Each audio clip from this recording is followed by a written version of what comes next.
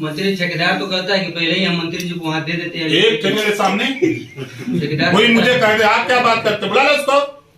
एक ठेकेदार कोई कह दे यहाँ का कि ओम प्रकाश राजभर को पैसा दिया हूँ, जूता कह देगा तो ऐसे थोड़ा राजभर घूमता है।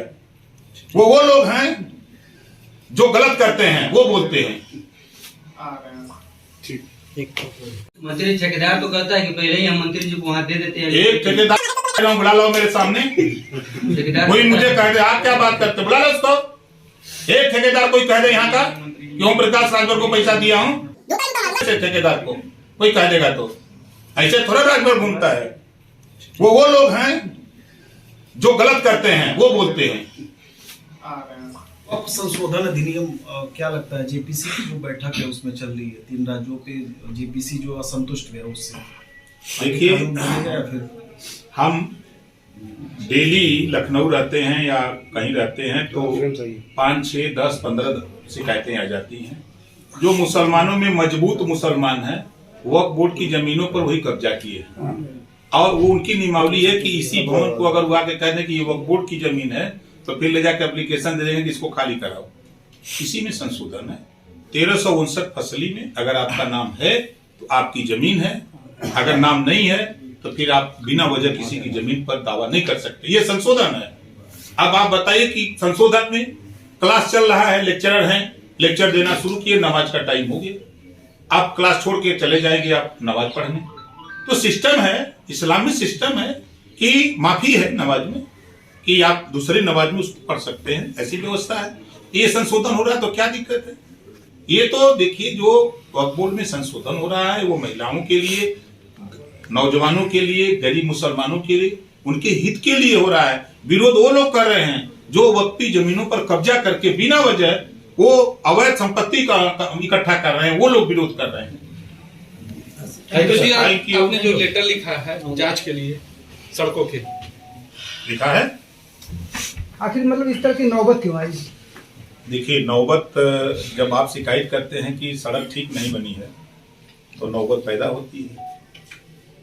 हम तो लखनऊ से दिल्ली से लग करके पैसा भिजवा देते हैं कि भाई ये अच्छी सड़क बन जाए, लोगों का आवागमन सुचारू रूप से हो।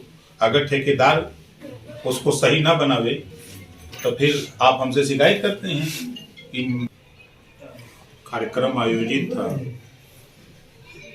जो काम उनके अधूरे पड़े हैं उस काम को आनंद जी और सानंद जी दोनों लोग मिलकर के बखूबी निभा रहे हैं। और जो बात गौतम बुद्ध जी ने कही, महात्मा ज्योतिबा फुले ने कही, सावित्रीबाई फुले ने कही, छत्रपति साहू जी महाराज ने कही, पंडित दीनदयाल उपाध्याय जी ने कही, जो बात बाबा साहब डॉक्टर अम्बेडकर ने कही, उसी बात को आगे बढ़ाने का काम प्रोफेसर आनंद जी और प्रोफेसर सानंद जी दोनों भाई मिलकर के आगे बढ़ा रहे हैं। आज पुण्यतिथि के अवसर पर हम गाजीपुर के ही नहीं पूरे उत्तर प्रदेश के लोगों से कहूँगा कि जिस तरह सत्यदेव सिंह जी के विचारों को आगे दोनों भाई बढ़ा रहे हैं, ये विचार उन गरीब तक पहुँचे जो अभी शिक्षा से दूर है, उनको भी शिक्षा मिले, उनको भी प्रेरित किया जाए, वो भी विकास की मुख्य धारा में आवे। ऐसा प्रयास हम सब लोगों को मिलकर के करने की जरूरत है। मंत्री जी, मंच से आपने 2 चीजों की घोषणा की है। एक तरफ सानंद जी अगर जमीन दे तो बारात घर और गेस्ट हाउस, तो रुपया कहाँ कमी है? रुपया तो है, जमीनें का कमी है। जमीन मिल जाए तो बनवा देंगे। अखिलेश यादव ने एक बयान दिया है, कहा है कि अगर कुंभ की तैयारी सरकार नहीं कर पा रही है तो बताए हमारे समाजवादी करेंगे।